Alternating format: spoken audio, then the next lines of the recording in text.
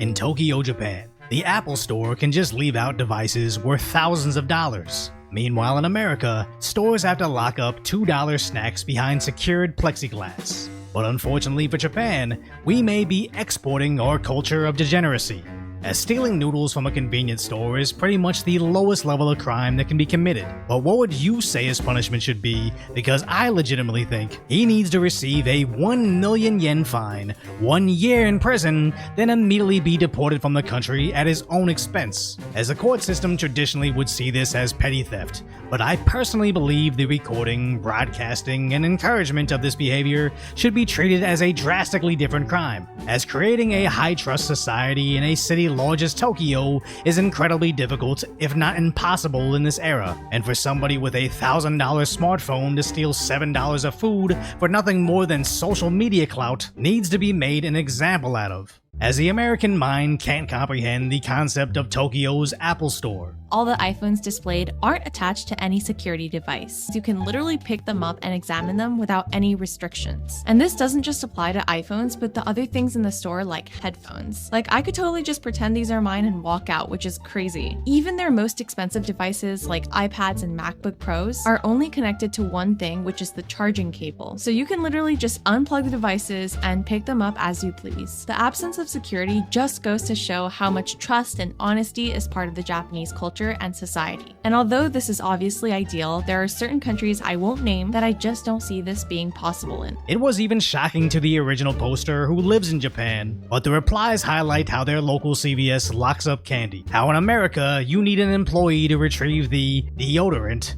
and in Walmart the toothpaste is secured by a lock and key. But as TikTok is a global social media platform, some people didn't understand these comments. But to put it simply, liberal cities basically decriminalize stealing from stores. So places like CVS Pharmacy are forced to lock up nearly everything. Or even $2 drinks are only accessible by employees. But that doesn't stop the culture of protecting criminals, as they boldly steal in front of employees. As putting something behind a case doesn't change the fact that stealing things sees nearly zero consequences. And it's not exclusive to CVS, as everywhere thieves casually take whatever they like, while employees look on helplessly.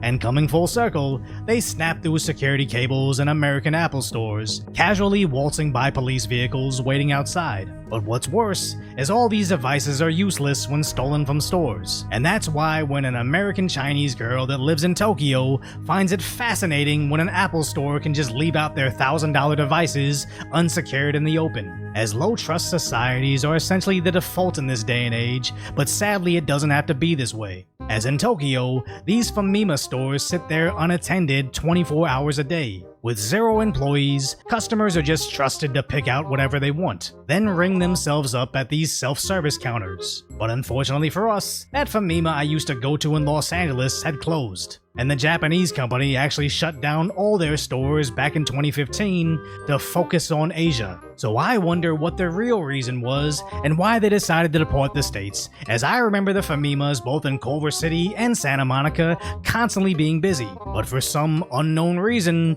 they still couldn't turn a profit, as self-checkout systems simply can't exist in American liberal cities, even though they operate twice as fast with a tiny fraction of the labor costs. Apparently 15% of people openly admit to stealing at them, which in reality is likely double that, as self-checkouts everywhere had to close down due to theft. So self-checkouts are the new shopping carts in the street, as 10 years ago you could always see if you were in a bad part of the city if you randomly saw shopping carts in the streets, residential areas, or anywhere they don't belong. But now, you can actually gauge your safety based on if the grocery store still has their self-checkout lanes, because they're beneficial for the companies, convenient for the customers, but only if it's located in a high-trust society. As sadly, the concept of a cashierless store existed back in 2016, but could never get off the ground in America due to our inability to be law-abiding citizens. And now it appears we may be exporting that culture of criminality to Japan.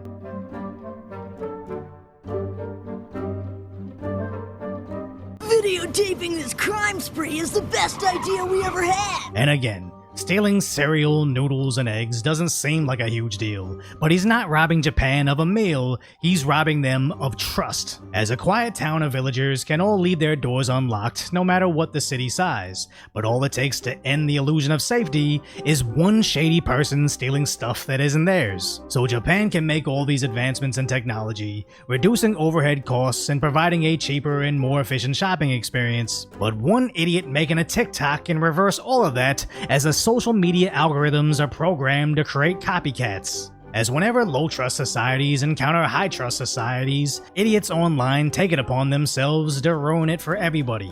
And these aren't just hypothetical claims either, as these guys apparently saw an emergency sled unattended, then thought it would be funny to just take it.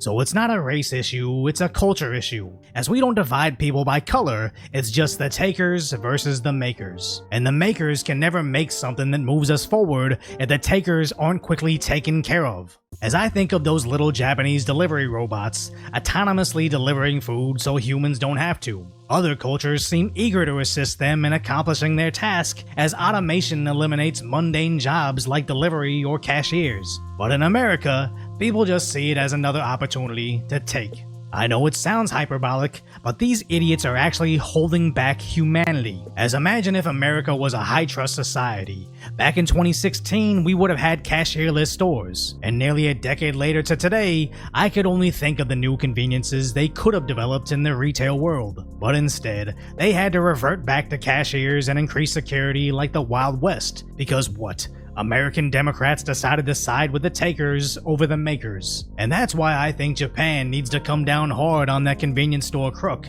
as that social media post will multiply your problems. As remember when Johnny Somali started messing with Japan for internet clout? They arrested him, but quickly let him go with just a slap on the wrist. And now they got copycats all across their country doing similar nonsense. Compared to when Johnny tried to do the same stuff in South Korea, their citizens started to beat him whenever he livestreamed, until he was finally arrested, being charged with multiple serious crimes. As apparently they took his passport so he can't leave. They took his phone so he can't stream, making him unable to make any money until his court date, which is 4 months away. So I seriously doubt South Korea is going to see any nuisance streamers coming to their country, as the justice system isn't so much for rehabilitating criminals as much as it's for discouraging future crimes. And the only thing that would go more viral than that guy stealing snacks from Japan is him getting a 60-year prison sentence over stealing snacks from Japan, as people would probably start paying for stuff they didn't take just to be safe. So if you appreciate my concise, light-order commentary on the tragic status that is today's reality, hopefully I've earned your subscription, then go check out the video on how Japan is finally securing their subways.